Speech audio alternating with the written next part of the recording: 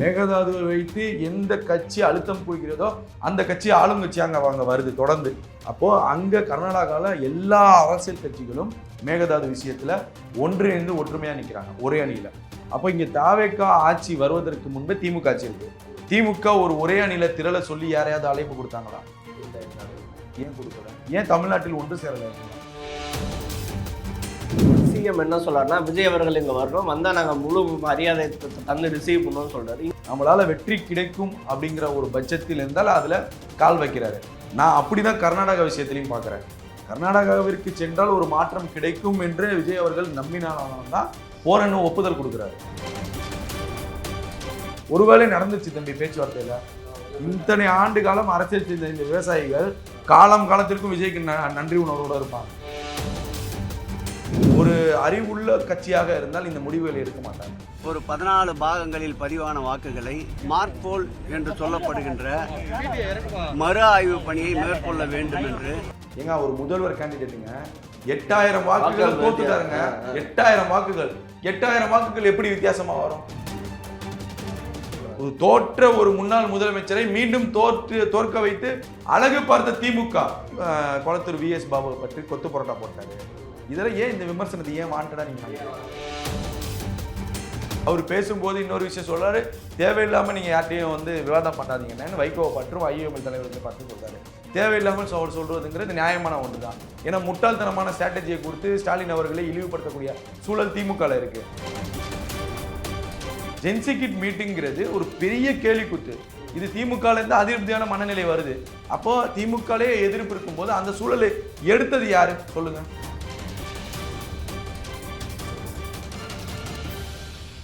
சரி, நீங்கள் அமைச்சர் ஆதவர்ஜன் அவர்கள் ஒரு முக்கிய புள்ளியாக இருக்காரு. அந்த கட்சியை சேர்ந்த முக்கியமான நபர். அவர் சொன்னால் விஜயே சொன்ன மாதிரி தான் பார்க்குறாங்க, முதல்வரே சொன்ன மாதிரி தான் பார்க்குறாங்க. ஸோ அவரோட ஸ்பீச் நேற்று எப்படி பார்க்குறீங்க? ரொம்ப முக்கியமாக பார்க்குறாங்கல்ல? இல்லை, அவர் திமுகவுக்கு எதிரான ஒரு கூட்டணி கட்சிகளை வலுப்படுத்தணுங்கிற விஷயத்தில் அவருடைய பேச்சு அப்படி தான் தெரியுது. வைகோவுடைய பேச்சும் அப்படி தான் தெரியுது. நான் ஒரு கேடயமாக இருப்பேன்னு வைகோ சொல்கிறாரு. மதிமுக அப்படி இருக்குன்னு சொல்கிறாரு. கடந்த காலங்களில் வைகோவுடைய உரைகள் அப்படி தான் இருந்தது. நீங்கள் 1994 வைகோ திமுகவிலிருந்து விலகும் போது திமுகவில் இருந்த பல மாவட்ட தலைவர்கள் வைகோவிடம் போனாங்க. பல மாவட்ட தலைவர்கள் திமுக அவ்வளோதான் க்ளோஸ் அப்படிங்கிற ஒரு பெரிய விடுதலை பத்திரிகை, பெரியாருடைய விடுதலை பத்திரிகையில் முதல் பக்கத்தில் வருது, முரசொலியில் வருது. முரசொலியில் துரோகம் பண்ண ஒரு குட்டி ஸ்டோரி, அன்றைய தினம் குட்டி ஸ்டோரி. அந்த குட்டி ஸ்டோரியை முரசொலி வெளியிடுது. பல பத்திரிகைகள் தீக்கதிர்கள்லாம் பெரிய அளவில் செய்திகளாக போகிறாங்க. அப்பேற்பட்ட தலைவர் வைகோ. அவர் வைகோவுடைய உரைகள் பேச்சுக்கள்லாம் தமிழ் சார்ந்து தமிழ் மக்களுக்கான நலனுக்கான உரைகளாக இருக்கும். அதில் மாற்று கருத்து கிடையாது. ஆனால் வைகோவுடைய உரைங்கிறது தெளிவாக தெரிகிறது. நாங்கள் ஏமாந்துட்டோம், இனி ஏமாற மாட்டோம். அது திமுகவை பார்த்து சொல்கிறார், அது அதிமுகவை பார்த்து சொல்கிறார். தொடர்ந்து வைகோவுடைய கடந்த கால உரைகள்லையும் நாங்கள் 2 தவறுகளை செஞ்சுட்டோம். 2 கூட்டணி கட்சிகளோட 2 திராவிட கட்சிகளோட கூட்டணி வைத்தது தவறான முடிவுன்னு வைகோ ஒத்துக்கிட்டாரு. அப்போ ஒத்துக்கக்கூடிய சூழல் வரும்போது இப்போ ஒரு டாக்கை வைகோ எடுக்கிறாருன்னா விஜய் அவர்கள் ஒரு பெரிய சக்தியாக விஜய் உருவாக்கணும்னு முடிவு பண்ணிட்டாங்க அவங்க. அப்போ திமுக அதிமுக என்ற மனநிலை இருக்கும்போது தாவேகா என்ற ஒரு மனநிலை வரும்போது அதை தூக்கி பிடிக்கக்கூடிய காரியத்தை வைகோ செய்கிறார். அப்போ வைகோ, IUML, VCK, கம்யூனிஸ்ட் கட்சிகள் காலப்போக்கில் காங்கிரஸ் ஆல்ரெடி ஃபிக்ஸ்டு. அவ காலப்போக்கில் வரும்போது திமுக யாருப்பா? திமுக யாருப்பா? ஒட்டுமொத்தமாக திமுக கூட்டணியில் யாரும் இருக்கக்கூடாது. திமுகவை தனிச்சு விடணும். அதற்கான வேலையை ஆளுகின்ற அரசு செய்யுது. அது அரசியல், அப்படிதான் செய்வாங்க. நீங்க எதிர்கட்சியா இருக்கீங்களா, நீங்க ஒரு அரசியல் செய்யுங்க. எதிர்கட்சியாக திமுக எதிர்கட்சியாக இருக்கும்போது சிறப்பாக செயல்படணும் வரலாறு இருக்கு. அந்த வரலாறை ஏன் நீங்க செய்ய மாட்டீங்க? தேவையில்லாம ஜென்சி கிட் மீட்டிங்னு போட்டு அவமானம் வாங்குறீங்க. தேவையில்லாம ஒரு காலத்துல அறிவாலயத்தில் பத்திரிகையாளர் சந்திப்புனா அமைச்சர்கள் ரொம்ப ஜென்யூனான மக்கள்லாம் பேட்டி கொடுப்பாங்க திமுகவில்.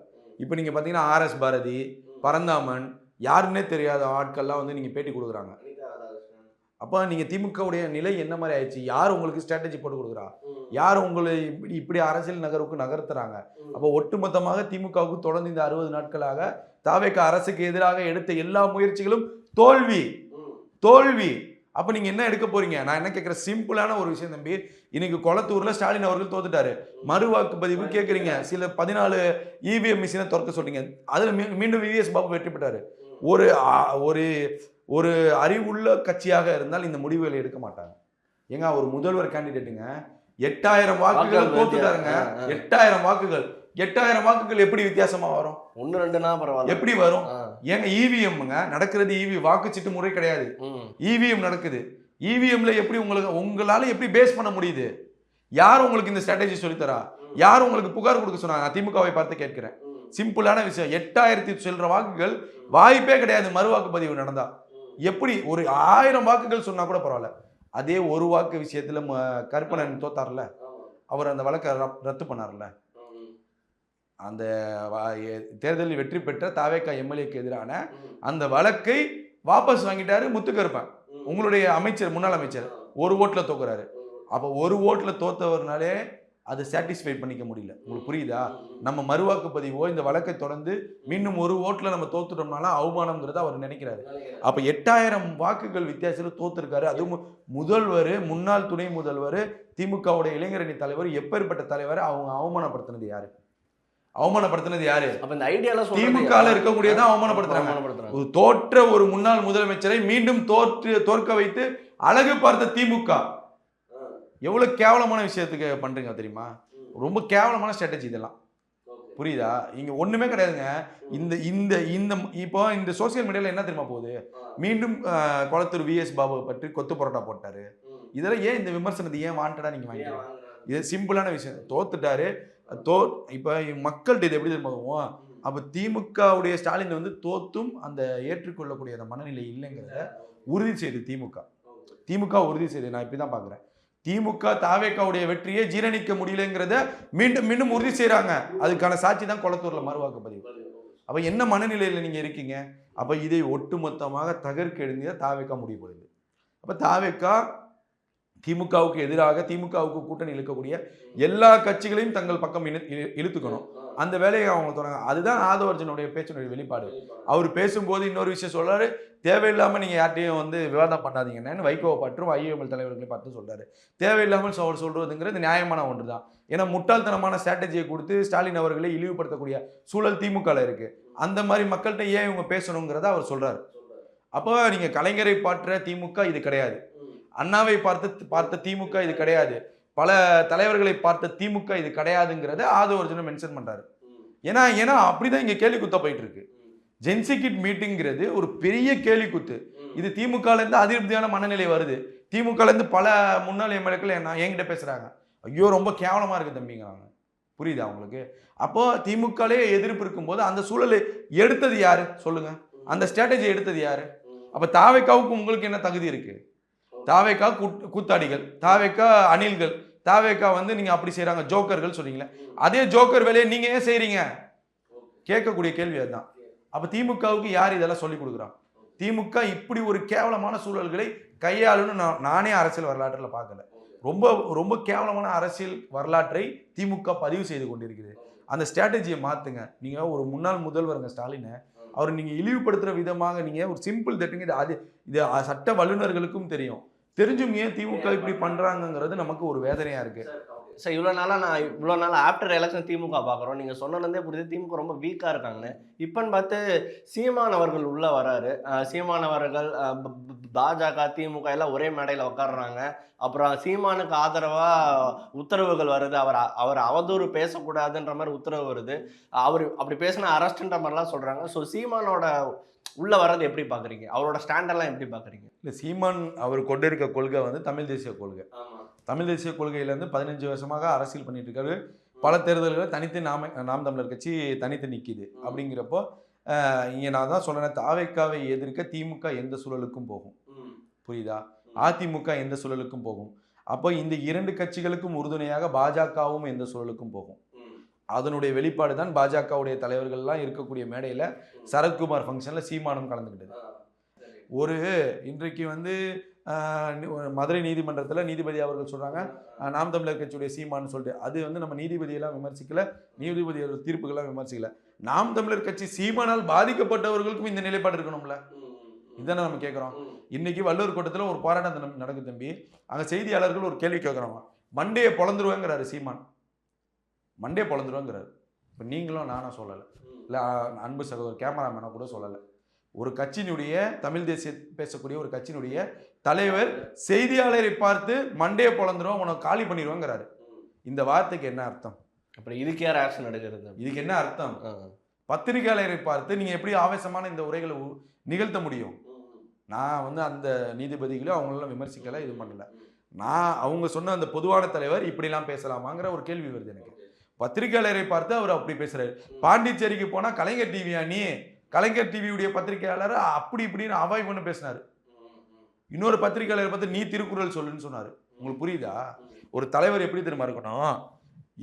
எவ்வளவு நெருக்கடியான சூழல்களாக இருந்தாலும் பத்திரிகையாளர்களை கடந்து செல்லாமல் மகிழ்ச்சியோட கடந்து செல்லக்கூடிய தலைவர்கள் இருக்காங்கல்ல, அது அரிது, கிடைக்க மாட்டாங்க. நீங்க ஒரு 10-20 பத்திரிகையாளர்கள் உங்களை சுற்றி நிற்கும் போது அந்த பத்திரிகையாளர்களே உங்களால எதிர்க்க முடியல அப்படின்னா ஒரு தமிழ்நாட்டிற்கு முதல்வராக ஆசைப்படுவது எப்படி ஏத்துக்க முடியும்? நீங்க ஒரு பத்திரிகையாளர் உங்களால சந்திக்க முடியல, தமிழ்நாட்டோட முதல்வருங்க, நீங்க லா அண்ட் ஆர்டர் இஷ்யூ நடக்குது, பாலியல் வழக்குகள் நடக்குது, இதெல்லாம் எப்படி சீமான் கையில் வர துப்பாக்கி எடுத்து எல்லாத்தையும் போட்டு தள்ளிடுவாரா? இல்லை, எப்படி? இது எனக்கு புரியல. அப்ப இது என்ன மனநிலையே உங்களுக்கு இருக்கு நம்ம கேள்வி வைக்கிறோம். அப்ப இந்த இந்த இந்த இப்போ அந்த வழக்குல அவரை பற்றி பேசக்கூடிய விஷயம், இந்த தலைவர் இதையும் பண்ணியிருக்காருல்ல, இதை நம்ம பார்க்கணும்ல. நம்ம யாருக்கும் ஆதரவும் கிடையாது, இதுவும் கிடையாது. நான் என்ன சொல்றேன், இந்த தலைவர்கள் இது பேசும்போது இந்த தலைவர்களின் மறுபக்கம் இருக்கு, அதையும் பற்றி பேசலாமே நம்ம சொல்ல வரோம். இப்போ ஒரு பத்திரிகையாளரை பார்த்து நீங்க அப்படி வாழ்க்கை தம்பி அப்படி சொல்லிட்டாரு தம்பி. இப்ப நாம் தமிழர் குடிச்ச ஒரு தீவிர ஆதரவாளர்கள் இருக்காங்க, சீமான அண்ணனே எதிர்த்து கேள்வி கேட்டியா, ஏதோ ஒரு தாக்குதல் நடக்குது, என்ன நிலைப்பாடு சொல்லுங்க?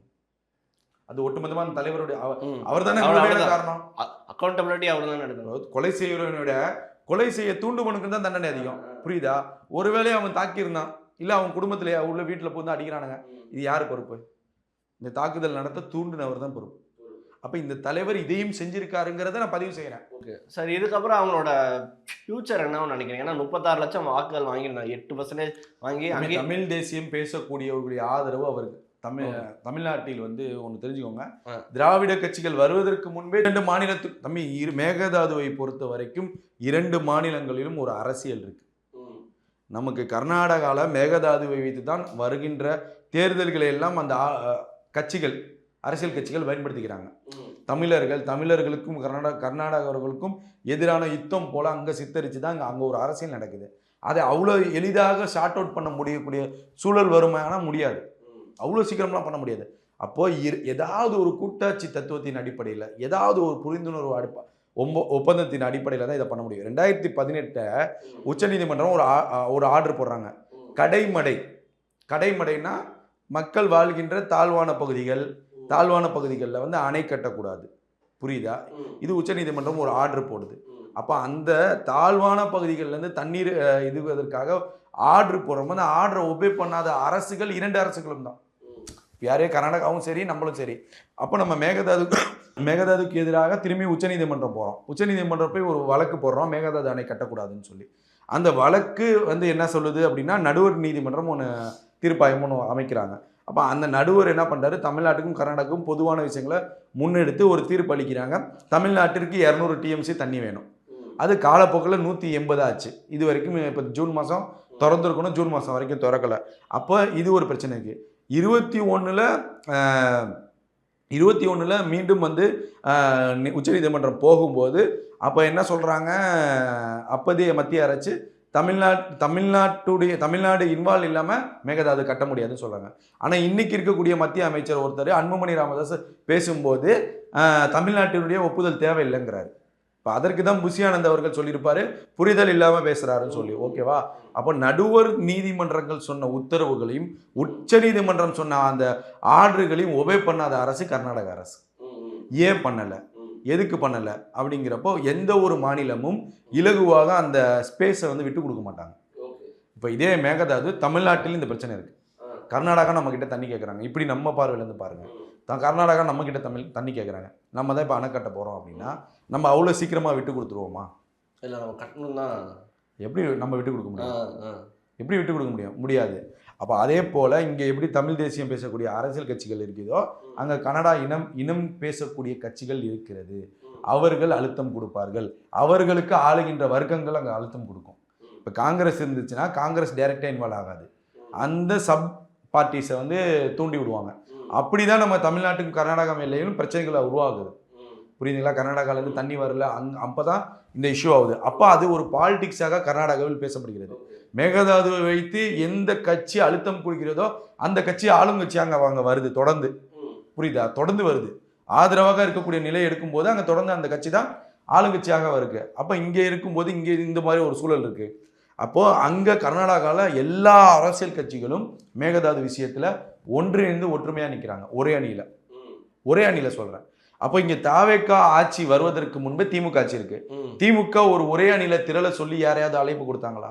இல்லை. எந்த அழைப்பு ஏன் கொடுக்கல? ஏன் தமிழ்நாட்டில் ஒன்று சேரலை இவங்களாம்? இவ்வளோ பேசுகிறாங்களா, அன்புமணி போகக்கூடாதுங்கிறாரு, கம்யூனிஸ்ட் கட்சிகள் நீங்க எல்லாம் ஒன்று செஞ்சீங்களா? விவசாயிகளுக்காக ஒன்றிணைந்தீங்களா? என்ன போராட்டம் எடுத்தீங்க?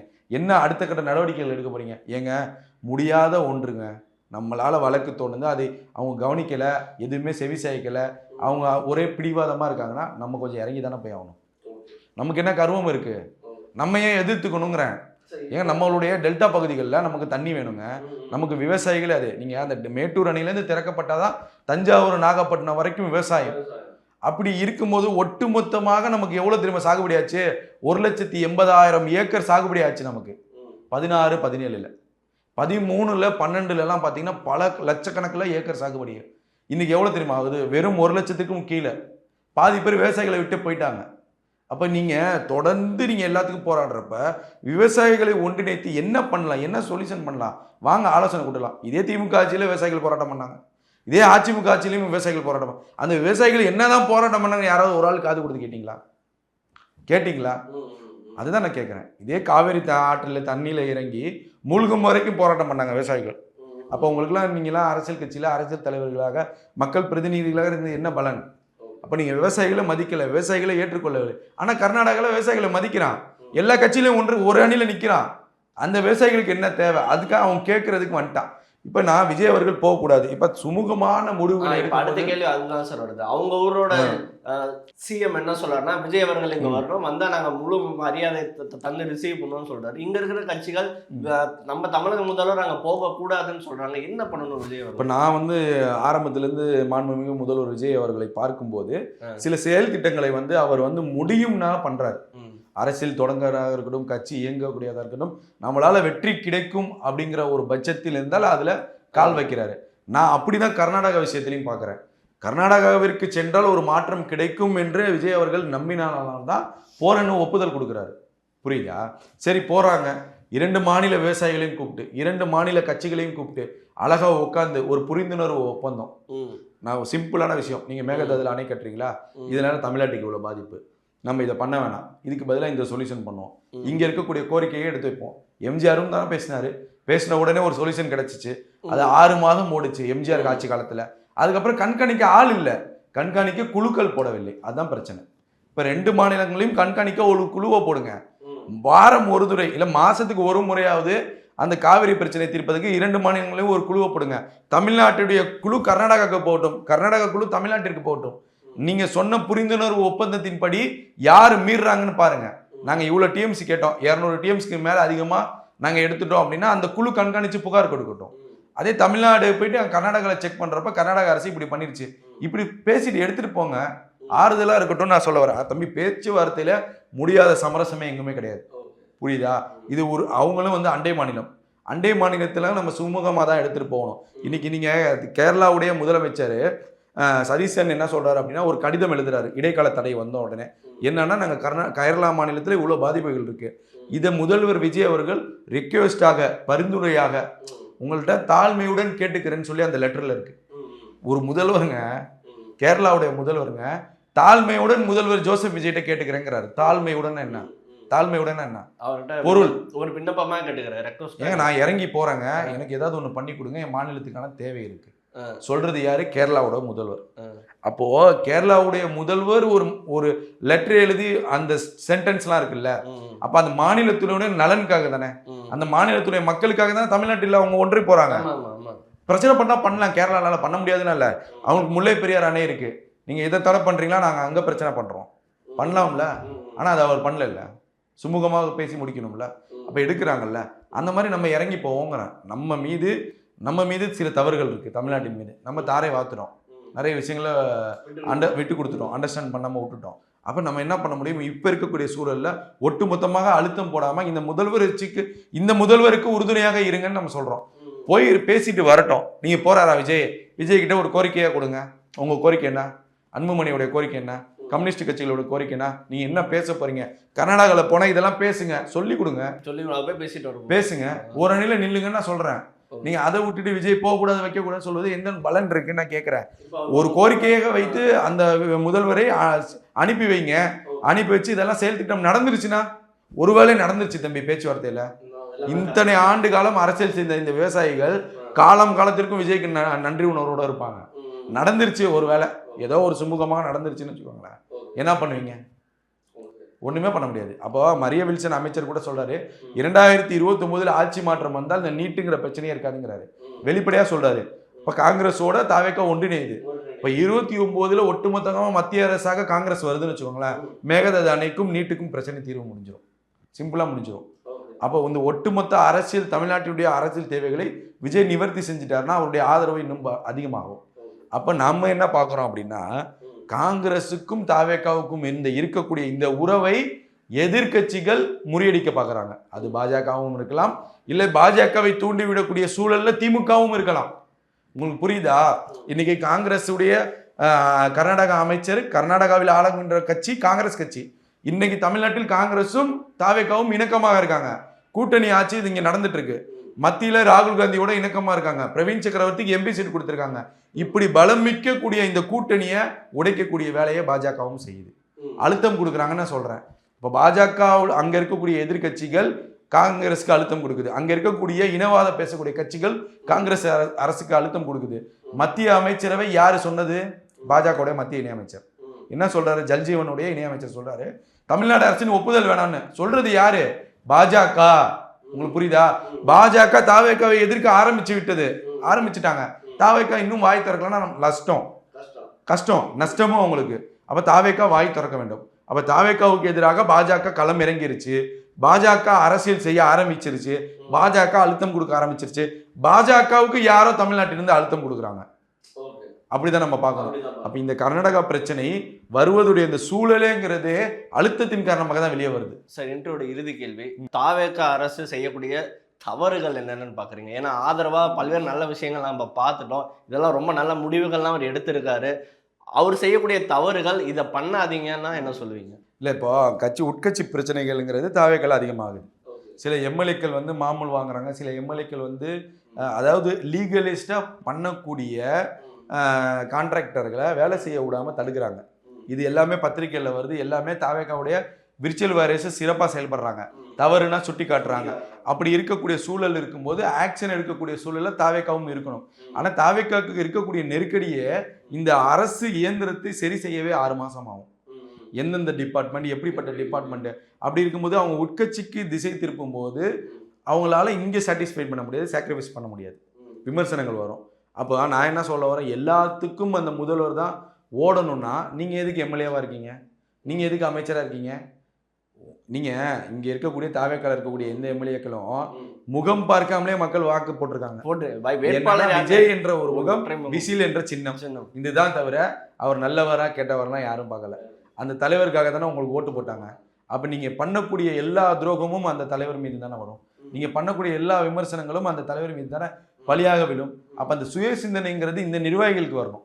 நம்ம விஜய் அவர்களையோ தாவேக்கா அரசை குறை சொல்லவில்லை, சுய சிந்தனை இவர்களுக்கு இல்லை. நீங்கள் இவ்வளோ சீக்கிரமாக எக்ஸ்போஸ் ஆனீங்கன்னா உள்ளாட்சி தேர்தலில் உங்களுக்கு அடி விடும். புரியுதா? அப்போ நீங்கள் யாரை எதிர்த்து அரசியல் பண்ணீங்க, யாரை எதிர்த்து இந்த மக்கள் உங்களை நம்பி இருக்காங்களோ அந்த மக்களுக்கு மறுபடியும் ஏமாற்றம் தான். ஐயோ போச்சா, திரும்பி இவனை தான் தேர்ந்தெடுக்கணுமா அப்படிங்கிற சூழலுக்கு வந்துருவாங்க. அப்போ எந்த பிரயோஜனம் இல்லை. இப்போ நான் என்ன சொல்கிறேன், விஜய் அவர்களுக்கு நீங்கள் பக்கபலமாக இருக்கணும். உங்களுக்கு பவர் சென்டரே அவர் தான். இன்னைக்கு தமிழ்நாட்டுடைய எல்லா அமைச்சரும் போகிறாங்கல்ல, எல்லா எம்எல்ஏக்களும் போகிறாங்கல்ல, விஜய் அவர்களுக்கு கிடைக்கக்கூடிய வரவேற்பு கிடைக்குதா அவங்களுக்கு? ஏன்னா அவர் பவர் சென்டர், சுப்ரீம் லீடர் ஆகிறாரு. அப்போ ஒட்டுமொத்தமாக அந்த மக்கள் இந்த தலைவரை ஒரு சுப்ரீம் பவராக பார்க்கும்போது அந்த பவரை நீங்கள் இழக்க பார்க்குறீங்க.